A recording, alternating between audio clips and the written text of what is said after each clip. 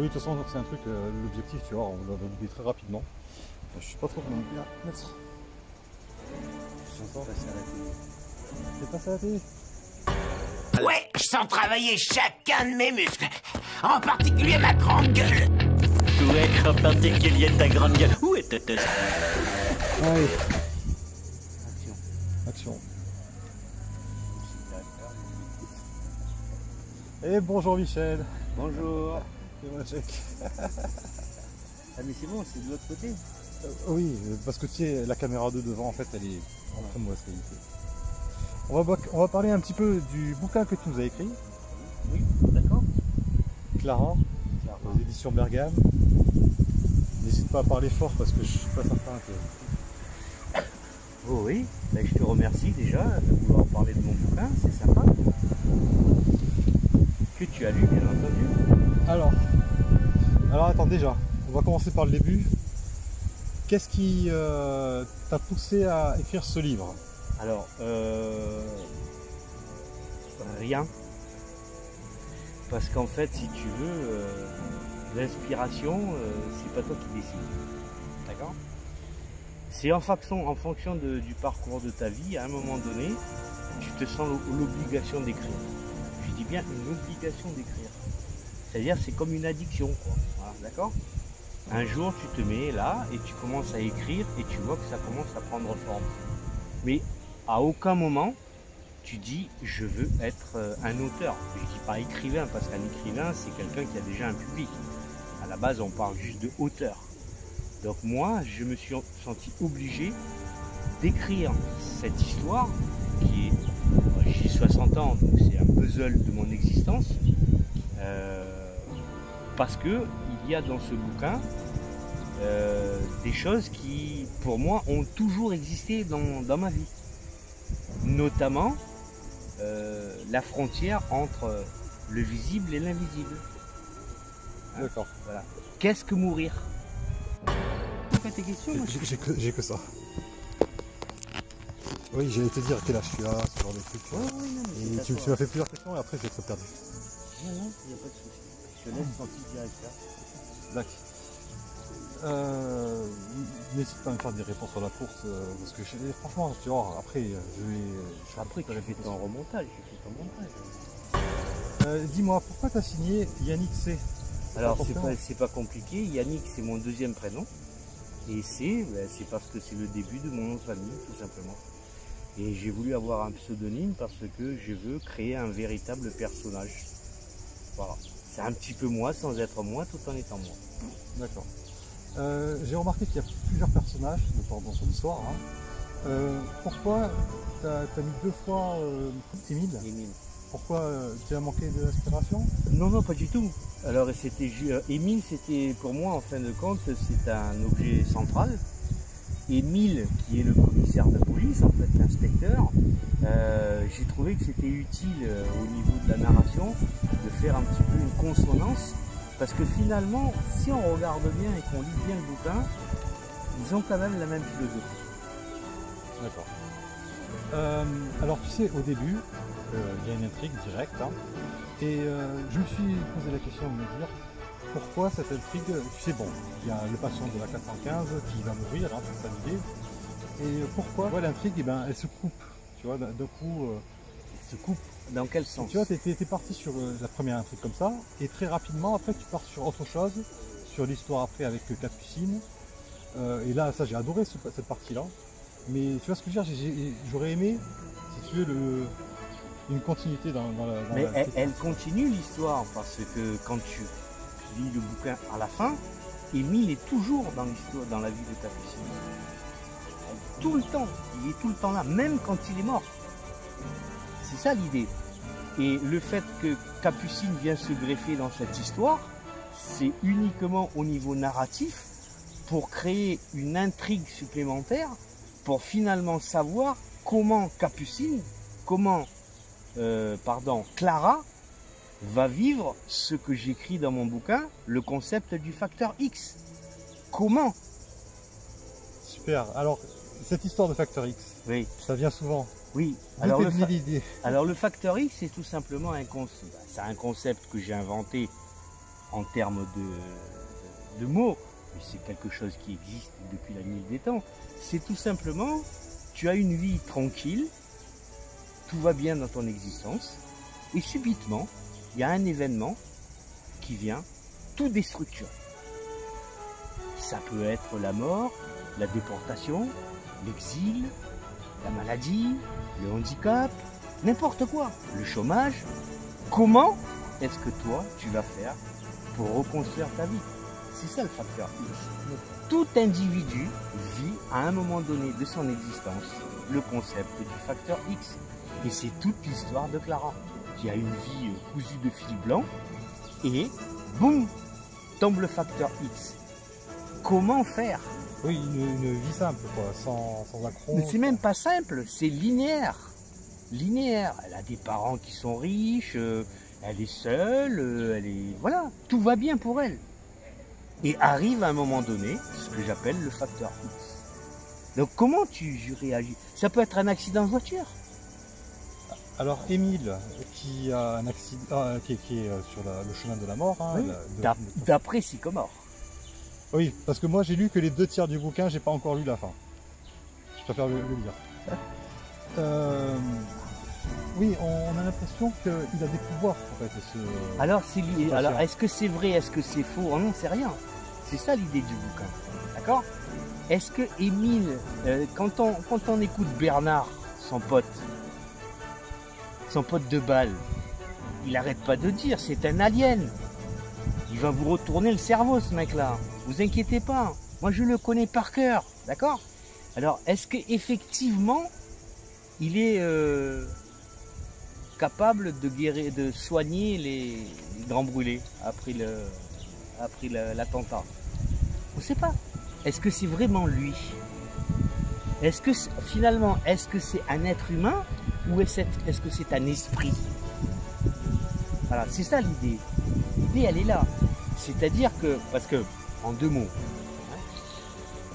aujourd'hui, vous êtes mort. Vous êtes à l'hôpital, on décide que vous êtes mort. D'accord? Donc je pose la question. Quand on va mourir. Vous êtes mort, on vous appelle, on vous dit ben, votre père, votre frère, votre soeur est décédé, il faut venir. D'accord? Bon. On sait aujourd'hui comment on meurt.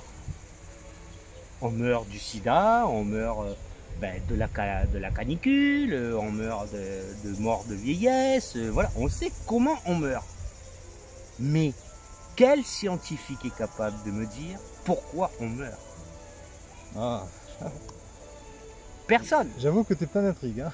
D'accord? Et deuxième chose, aujourd'hui, qu'est-ce qui définit la mort? L'absence de vie. Absolument pas, monsieur. Jusqu'à il y a quelques années en arrière, la mort était définie médicalement comme l'arrêt cardiaque. Jusqu'au jour où on a pu faire des transplantations cardiaques. Donc, il fallait retrouver une autre définition de la mort, puisque je peux vous mettre un cœur de cochon.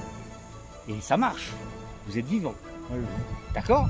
Donc, les scientifiques ont estimé que quand vous êtes mort, c'est parce que vous êtes en arrêt cérébral. Pourquoi? Parce que on n'est pas capable de changer le cerveau. On ne peut pas faire une greffe de cerveau. Alors, pourquoi avoir fait une histoire sur un hôpital palliatif? Mais c'est simple, il le dit au départ, Sycomore. Monsieur, vous avez un cancer généralisé, il n'y avait pas de place dans l'hôpital, comme de toute façon vous alliez atterrir chez nous, donc c'est normal que vous soyez chez nous. Pourquoi toi tu l'as écrit cette histoire? Ah, moi je l'ai écrit entre guillemets parce que j'ai vécu moi les soins palliatifs, parce que j'ai accompagné ma mère pendant 6 ans. Et effectivement, les dernières années, elle était en soins palliatifs et elle est décédée d'un cancer généralisé. Et je connais ça de l'intérieur. Et ça a été aussi pour moi une nourriture à la fois spirituelle et intellectuelle, et notamment cette histoire de mort. Alors, à quel moment on décide que la personne est décédée? Alors on te dit, bah voilà, son cerveau ne marche plus, donc c'est fini. Ça remet tout en question les histoires de personnes qui sont en coma profond et qui se réveillent. Alors tu sais quoi, j'ai trouvé, enfin après c'est une question de point de vue, hein, que Clara, tu sais, qui elle est tout à fait gentille, tout à fait mise, tout ça, j'ai trouvé que eh ben, il y avait des discours dans sa façon de parler qui n'étaient pas clairs. Du style, tu vois, là, tout au début, quand tu as le patient de la 415 qui dit « j'ai envie de vous parler de mon histoire », et elle qui se pose la question « est-ce que j'ai envie de l'entendre ou est-ce que j'ai pas envie de l'entendre ?» J'ai trouvé ça curieux comme raisonnement. C'est ce que je raconte dans le livre, la carte et le territoire. Voilà. La carte, qu'est-ce que c'est? La carte, c'est toute ta zone de confort. Tout ce que tu comprends, tout ce que tu maîtrises. Voilà. Donc quand tu es sur ta carte, tu es dans une zone de confort. Ce que propose Émile à Clara, c'est d'aller sur le territoire, c'est-à-dire sur quelque chose qu'elle ne maîtrise pas. Donc forcément, comme n'importe quel individu, elle va se mettre en situation défensive en disant je ne vais pas me dévoiler moi. Moi je suis très bien comme je suis.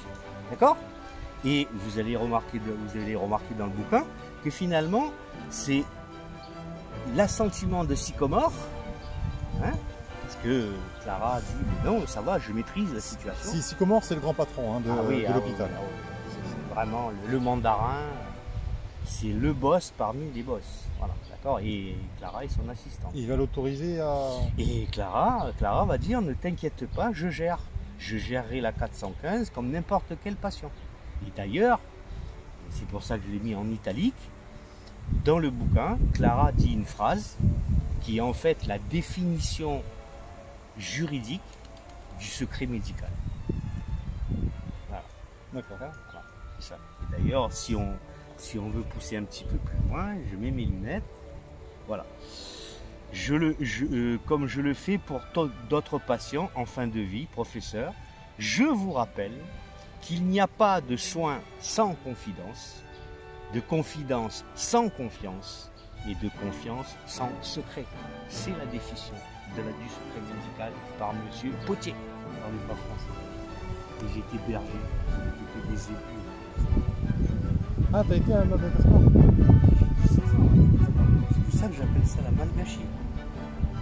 En fait, Madagascar, mon Madagascar à moi n'existe pas. Alors j'ai bien aimé les mots que tu as utilisés, parce que des fois je ne les comprenais pas. Et si tu veux, dans le discours, je finissais par comprendre le sens, Chacamao. Le sens du mot, donc certainement. Non mais c'est ça, en fait c'est pour ça que le mec à Paris, il me dit que je suis une plume. En fait je crée aussi un univers, avec un vocabulaire. Donc si tu lis Clara, quand tu lis Émile, tu t'appropries le truc, tu vois. À un moment, tu sais, tu fais des parallèles avec des petites histoires rapides. J'ai bien aimé le parallèle, mais par contre j'ai trouvé que ça n'avait aucun lien avec le principal. Notamment, tu sais, l'histoire avec la poule et le hibou. Oui. Je me suis dit, mais qu'est-ce que ça a à voir ici, cette histoire? Non, mais c'était une façon d'attirer intellectuellement l'attention de Clara. C'est tout. C'est-à-dire que Émile était obligé d'attirer la curiosité intellectuelle de Clara pour qu'elle, derrière, ça s'appelle à ses souvenirs et sort l'histoire des 4 pièces. Oui, parce que si je me souviens bien, à un moment, oui, c'est vrai qu'elle n'a plus le temps d'aller voir la 415. Oui, c'est ça, d'accord. En fait, le boulot d'Émile, c'était quand il était lucide, c'est d'attirer, aimanter Clara en la bombardant finalement d'histoires. L'histoire en fin de compte de cette poule est une histoire que j'ai inventée, que j'ai racontée à mon fils qui aujourd'hui est polytechnicien et qui a 30 ans. D'accord. Et elle derrière, ça lui a fait revenir un souvenir en disant ah, mais j'étais dans la voiture et j'ai nana et il y a une maison là pas chère 4 pièces et mon oncle a dit ben, c'est cher 4 pièces, c'est trop cher pour nous et moi j'ai dit non 4 pièces je les ai moi. Voilà. Et elle-même elle dit dans le bouquin, je me rappelais même plus de cette histoire. Donc en fait Émile est en train de lui ouvrir ses chakras pour la préparer aux événements qu'il va y avoir plus tard. Ah. Alors, bien sûr, je m'attendais à ça. Il fallait qu'il y ait des scènes de cul dans le bouquin. Ah bah oui, ça c'est obligé. Pourquoi? Et Clara, elle a rien elle a tout. Alors, je me suis dit, à tous les coups, ça va arriver au moins une fois. C'est arrivé à 2 reprises. Et à un moment, je me suis dit, c'est peut-être récurrent. Enfin, tu sais, je veux dire, c'est peut-être un peu trop de l'avoir mis 2 fois à peu près la même. Non. L'aventure qu'elle a, regarde avec Capucine, en fait, elle s'amuse. Après, elle se prend un coup de 12 quand Capucine meurt. Elle rencontre Amandine. Ça se fait comme n'importe quelle soirée. Comme on dit dans le midi, elle est caillée. Et après, Amandine lui met une deuxième coup de 12 dans sa gueule. Tu vois? Elle est là, elle se dit, mais finalement, moi, les relations affectives, c'est Zobi la mouche, quoi. Tu vois? Après, la deuxième relation sexuelle, elle est purement factuelle, puisqu'elle baise avec Edouard pour récupérer l'ADN pour... Ah, je l'ai pas vu, Ah, tu n'as pas vu ça?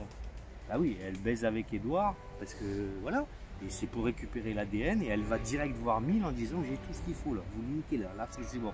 J'ai fait mon job par rapport à Capucine, parce qu'elle se sent en tant que Toubib, et en tant qu'humaine, responsable de ne s'être pas rapprochée de Capucine à ce degré-là, quoi, ouais. Tu vois. Et aussi peut-être qu'elle veut des réponses. Voilà, c'est ça, voilà.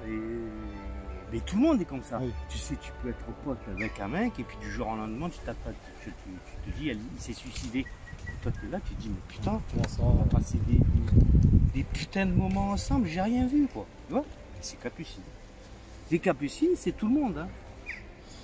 Bref, voilà. Hormis les quelques fautes d'orthographe que j'ai trouvées à droite à gauche, Ouais, comme tout le monde. les petites incohérences, des fois par rapport au dialogue, je me suis régalé. Il manque peut-être, tu sais, des fois, un petit peu, t'en mets beaucoup, hein, tant mieux, mais peut-être pas assez, juste avant de lancer, tu sais, les dialogues, du contexte. Voilà, c'est le mot, c'est dur. Hein. Tu mets peut-être pas assez de contexte. Ah non, mais on va le retravailler avec Eloban, avec Elo Édition. Donc ils ont reçu mon manuscrit, les mecs qui bossent dessus cette semaine. Donc en fait, après ils m'envoient le contrat et on va retravailler la forme. Mais on garde le fond. Tiens, je voudrais savoir un petit peu tes futurs projets, parce que je vois que tu as envie de m'en parler. Donc tu as sorti le premier bouquin, c'est Clara aux éditions Bergame, Ouais. de Yannick C. Je sais plus ton nom. Ça, annexé, ouais. Yannick C. Oh, tu me le dédicaces, hein. J'ai pris le stylo et tout pour que tu me le dédicaces. Il n'y a pas de souci.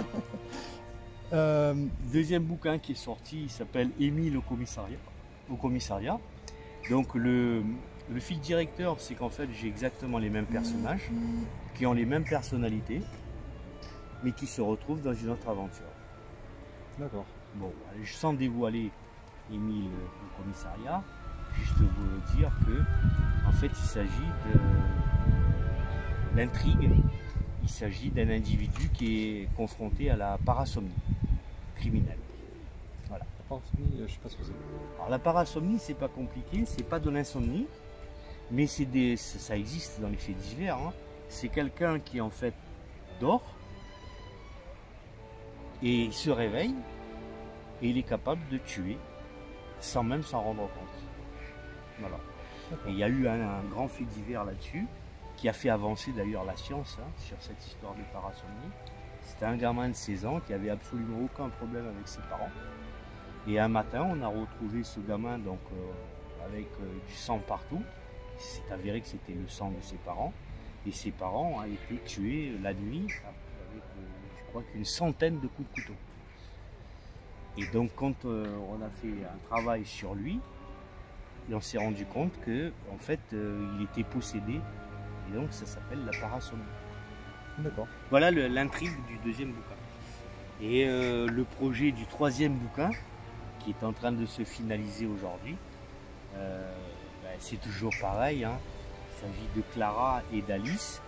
Je me pose des questions de savoir si finalement je ne vais pas appeler ça Clarisse, parce qu'elles sont tellement en symbiose toutes les deux. Et là, ça va parler d'un sujet aussi qui est, à mon sens, important. C'est quelque chose qui est connu hein, dans le monde chrétien et catholique, mais qui reste encore un petit peu dans l'ombre. C'est le viol des jeunes religieuses par leur supérieur hiérarchique à qui elles doivent un devoir d'obéissance. Ah oui, et sans de le monde entier. C'est le quatrième, je vous en parlerai. Tu m'avais parlé éventuellement peut-être d'un projet de film.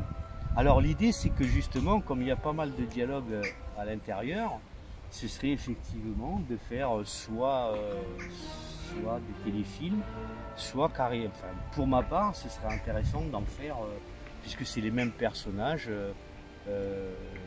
des épisodes, des séries, une série comme n'importe quelle série qui est sur Netflix, je crois que ce soit. Voilà, pour l'instant c'est en pourparlers, il n'y a rien de décidé là-dessus. Voilà. Oui, ça me revient. Quelles ont été les épreuves que tu as dû passer pour pouvoir publier tout simplement? Raconte-nous un petit peu tout ça. Alors oui, alors déjà une chose importante, c'est quand tu t'embarques dans l'écriture, tu ne sais absolument pas où tu vas. C'est aussi simple, par exemple sur Clara, jamais j'aurais imaginé que Clara allait avoir une fin comme j'ai écrit. C'est pas moi. Ça va paraître complètement schizophrénique ce que je vais raconter. Mais si vous voulez, les personnages que vous mettez en place ont aussi leur propre existence. Et c'est finalement la nuit qui a une interaction, alors, cosmique ou tout ce que vous voulez, hein, peu importe, hein, voilà, où on a un déroulé qui se met en place. Mais vous n'êtes pas forcément conscient de ce déroulé. Dans ce bouquin, vous allez entendre « dévore ce qui te dévore ». Je ne l'ai pas inventé ce mot. D'accord ? Hurdler, je ne l'ai pas inventé. C'est quelque chose qui arrive, c'est une espèce de construction entre, je ne sais pas, ce que j'ai dans la tête et éventuellement ce que mes personnages ont dans la tête. Ça paraît complètement psychédélique comme truc. Hein. Et vu que ça évolue petit à petit, c'est sur un an, eh ben oui, les idées viennent au fur et à mesure. Voilà, par exemple, là, sur mon 3e bouquin, je ne peux pas dire comment ça va finir, alors que je suis à une centaine de pages. Je ne sais absolument pas comment ça va finir. Voilà. Par contre, j'ai la mécanique dans ma tête. Les personnages sont bien positionnés, ils vont vivre leur vie, et il va y avoir sûrement des chocs qui vont se passer, qui vont créer des trucs. Voilà, d'accord ? Alors, pour en revenir à l'édition, c'est pas compliqué. Quand vous avez l'impression d'avoir fait un bouquin, vaut mieux qu'il fasse au moins 200 pages. Et à ce moment-là, vous vous lancez, comme vous faites de la musique, hein, vous l'envoyez tout simplement à un éditeur, et puis vous attendez. Et c'est là que l'angoisse commence. Donc, par exemple, pour les éditions Bergame, c'est les premiers à m'avoir dit « Votre bouquin nous intéresse, on est capable de le publier moyennant une participation de votre part parce que c'est comme ça qu'on fonctionne. » Donc moi, comme j'étais vachement content qu'il y avait des professionnels qui s'intéressaient à ce que j'étais en train de raconter, j'ai dit oui. Et sur le 2e bouquin, j'ai fait appel à un autre éditeur qui lui m'a dit « Non seulement ton bouquin m'intéresse, mais en plus, tu n'as rien à payer. » Ça s'appelle un contrat d'édition. Parce que pour éditer un bouquin, tu as 3 solutions. Soit tu l'édites tout seul. Donc tu sors ton manuscrit, tu vas voir un imprimeur et tu lui demandes combien ça coûte pour l'éditer. Voilà. Contrat perso. Par exemple, c'est ce qu'a fait Éric Zemmour pour son bouquin. D'accord. Voilà. Deuxième possibilité d'édition, c'est ce que j'ai fait avec Clara, c'est un contrat d'édition participatif. Par exemple, tu payes de ta poche 3 000 € pour éditer ton bouquin et eux complètent le reste, c'est-à-dire 15 000 € parce qu'il faut à peu près 20 000 € pour éditer un bouquin. D'accord ? Et puis après, il y a le Graal, ce que j'ai fait avec Émile, c'est-à-dire que tu as un éditeur qui croit tellement en toi qui te dit « je prends tout en charge, tu n'as rien à payer ». Voilà. Il y a 3 façons d'éditer. Ils te font la publicité et tout en même temps ? Tout, ils s'occupent de tout. Ouais, c'est génial. Tout. Ils s'occupent de e-book, mise en ligne, ils te donnent un calendrier pour dire vous êtes invité à Bordeaux pour faire telle dédicace. Ils s'occupent de tout. Parce que les mecs sont tout. Ils se disent, lui, il va nous rapporter du pognon. Et tu dois négocier peut-être tes pourcentages et tout comme ça Voilà, après c'est dans le contrat. Voilà. Après, quand tu fais un contrat d'édition, en fait, tu donnes tous tes droits d'auteur à la maison d'édition. Donc, imaginons par exemple sur Émile que la maison d'édition me dise Netflix veut acheter les droits d'édition. Donc, on fera 50-50. Voilà. Si je suis d'accord, bien sûr. Hein. Voilà. Et donc, après, c'est Netflix qui récupère les droits d'auteur. Et après, il en fait ce qu'il veut. Ok. Combien ça a mis de temps pour que tu sois publié, dis-moi? Alors, On parle de 3 toujours mois. Clara, 3 mois. Ouais, je sais. À partir du moment où je l'ai envoyé, ça a fait boum. Et Émile, alors là, c'était encore beaucoup plus vite. Je crois que c'était en un mois. D'accord. Voilà, en un mois. Ouais. Ouais. En fait, l'idée, si tu veux, c'est que il y a, par an, tu as quasiment 800 bouquins qui sont publiés par an. D'accord? Donc, l'éditeur, il recherche quoi? Il recherche une histoire originale, une façon d'écrire, d'accord, et l'atmosphère. Pourquoi il va choisir un gars, il reçoit 1000 manuscrits par mois. Pourquoi il va choisir ton manuscrit? Pourquoi le comité de lecture va plébisciter ton manuscrit? Parce que c'est ce que tu as fait voyager le comité de lecture. Parce qu'il va dire, ben non, mais ça on l'a pas vu, ça, on l'a jamais vu. Voilà. C'est ce qui fait, c'est pareil que la musique, c'est pareil que tout le reste. C'est-à-dire qu'il faut, c'est pour ça qu'on dit, il y a 3 étapes.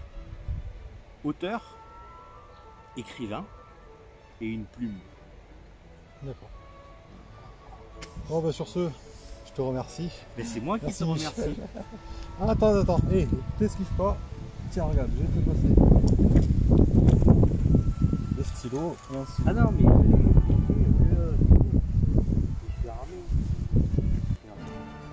Ah, génial. Vas-y, alors, rappelle-moi ton. Sébastien. Après, écris-moi ce que tu veux, mais un petit mot, ça serait génial.